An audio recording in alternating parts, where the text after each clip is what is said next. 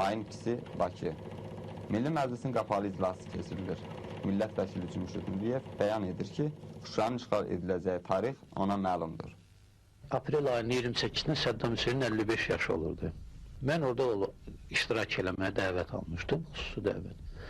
Və orada bir adət var ki, Səddam Hüseynlə görüşməmişdən qabaq mütləq oğlu Udey ilə görüşəsən.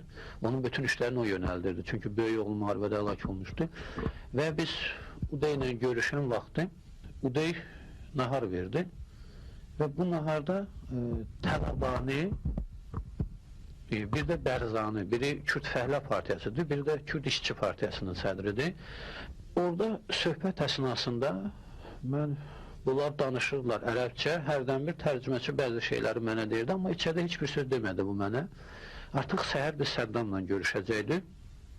Çölə çıxanda Hüseyin məndən soruşdu ki, sizdə Şuşa var? Deyirəm, var. Deyir, Laçın var? Deyirəm, var. Deyir, orada Kürd şəhəridir? Deyirəm, yox.